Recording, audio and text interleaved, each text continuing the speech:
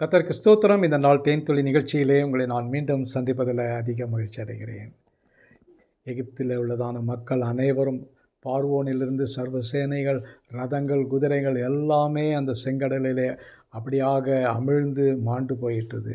அதன் பின்பு அவர்கள் வெற்றியோடு கூட அந்த வெட்டாந்தரையிலே நடந்து வெளியிலே வருகிறார்கள். அதன் பின்பு நடந்ததான ஒரு ஸ்தோத்திர பாடலை தான் 15வது யாத்திராகமம் 15ஆம் அதிகாரத்தில் பாடப்படுகிறது. மிக ஒரு சிறந்ததான பாடல். எப்படி தேவன் அந்த எகிப்தியர்களை மேற்கொண்டார், அவர்களுக்கு ஒரு பெரிய ஒரு விடுதலையை கொடுத்தார் என்பதெல்லாம் குறித்து அழகாக பாடுகிறது. அதில் நடந்ததான ஒரு சம்பவம் என்ன சொன்னால், மோசேயினுடைய சகோதரியாகிய மிரியம் அவர்களுக்கு மோசேக்கே அப்பொழுது 80 வயது இருந்தது. அவருடைய சகோதரன் ஆரோனுக்கு 83 வயது. நிச்சயமாக இவர்களுக்கும் 83 வயதுக்கு மேல் தான் இருக்கும். வயதான நிலையில் ஆடி பாடுகிறார்கள், அவர்கள் கொண்டாடுகிறார்கள், கர்த்தர் நம்மை விடுவித்தார் என்று. அந்த மிரியம் அந்த பாடலில் முக்கியமான ஒரு காரியம் என்னவென்று சொன்னால், 21வது வசனத்தில் மிரியம் அவர்கள் பிரியத்துவமாய் கர்த்தரை பாடுங்கள், அவர் மகிமையாக வெற்றி சிறந்தார், குதிரையையும் குதிரை வீரனையும் கடலிலே தள்ளினார் என்று பாடினாள். மிகவும் அந்த இடத்துல ஒரு மகிழ்ச்சியும் சந்தோஷமான ஒரு வெற்றி களிப்பு அந்த இடத்துல காணப்பட்டது. இதை பார்க்கின்ற வேளையில் அவர்களுக்கு மிகுந்த சந்தோஷம் இருந்தாங்க. ஆனால் அந்த சந்தோஷம் அதிக அளவில் நீடிக்கவில்லை. நடந்ததான காரியம் என்று சொன்னால், அவர்களுக்கு அடுத்ததான ஒரு பிரச்சனை காத்து கொண்டிருந்தது.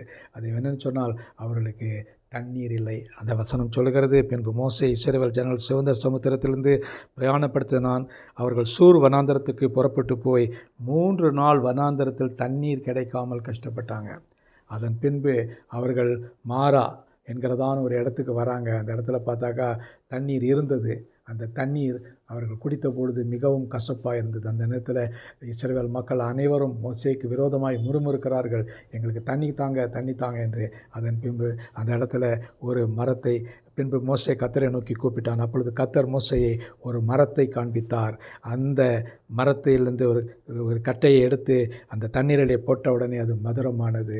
அதுதான் மிக முக்கியமான ஒரு கசந்த மாறாவை மதுரமாக்குகிறவர் நம்முடைய தேவன். இந்த வேளையில் அவர்கள் அங்கலாய்த்து கொண்டிருந்தார்கள். இந்த நேரத்தில் ஒரு கட்டையை தூக்கி அவர்கள் தண்ணீரில் போட்டார்கள், அது மாறிற்று. இன்றைக்கு கூட இந்த சிலுவை மரம்தான் கசப்பான வாழ்க்கையை மதுரமாக மாற்றக்கூடிய வாழ்க்கை.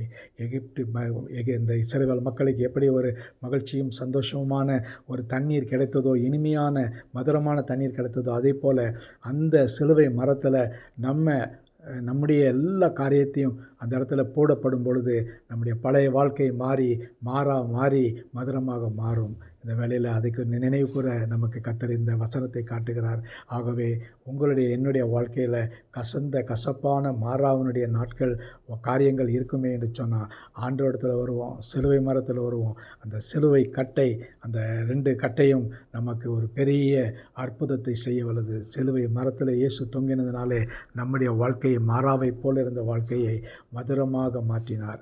அதன் பின்பு பார்க்கும் பொழுது கொஞ்சம் தூரத்தில் தான் நிறைய ஆசீர்வாதங்கள் காத்திருந்தது என்று பார்க்கிறோம். கொஞ்சம் வராங்க, அப்படியாக பிரயாணப்பட்டு வருகிற வேளையில் நடந்ததான காரியம், அவர்களுக்கு ஒரு பெரிய ஏலிமுக்கு வந்தார்கள். அங்கு 12 பேரீச்ச மரங்களும் 70 பேரீச்ச மரங்களும் 12 நீரூற்றுகளும் இருந்தன என்று பார்க்கிறோம். அதோடு கூட அந்த இடத்துல ஒரு வாக்குத்தத்தத்தை தேவன் சொல்லுகிறார். 20வது வசனம். எல்லா இடத்துலையும் நமக்கு அதை பயன்படுத்துகிறோம். ரொம்ப ஆசீர்வாதம் அர்த்தம்.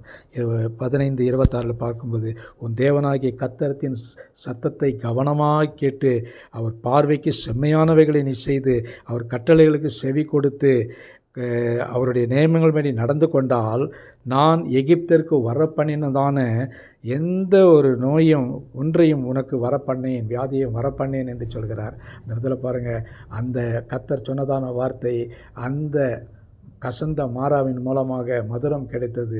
அதன் மூலமாக அங்கு எந்த விதமான வியாதியாக இருந்தாலும், எகிப்திற்கு வந்த வியாதி ஒன்றையும் நான் உங்களுக்கு வரமாட்டேன் என்று தேவன் வாக்கு கொடுக்கிறார். நம்முடைய வாழ்க்கையில் கூட அந்த எகிப்தினுடைய அந்த வியாதிகள் நமக்கு ஒன்றும் இருக்கலாம், வியாதி நம்மை சுற்றிலும் இருக்கலாம், ஆனால் அந்த இடத்துல அந்த வியாதி நமக்கு ஒன்றும் வராது. இந்த நாளிலே கர்த்தர் அந்த வாக்கை நமக்கு கொடுத்திருக்கிறார். அவரை நோக்கி பார்ப்போம். ஆண்டவரே, எகிப்திற்கு வர பண்ணியிருந்தான ஒரு வாக்கையும் நான் வியாதியும் கொண்டு வர மாட்டேன் என்று சொன்னீரே, அதற்காக ஸ்தோத்திரம். அதே போல் எங்களுடைய கசந்த வாழ்க்கையை ஒரு மதுரமான ஒரு வாழ்க்கையாக மாற்றினீரே, அந்த சிலுவை மரத்துக்காக நன்றி செலுத்துகிறோம். ஆசீர்வதிங்க, வழி நடத்துருங்க. மீட்பர் இயேசுவின் நாமத்தில் ஜெபிக்கிறோம் நல்ல பிதாவே. ஆமேன், ஆமேன். கர்த்தர் உங்களை ஆசீர்வதிப்பாராக. இந்த நாள் உங்களுக்கு ஒரு ஆசீர்வாதமான ஒரு மதுரமான ஒரு நாளாக அமையட்டும். ஆமென்.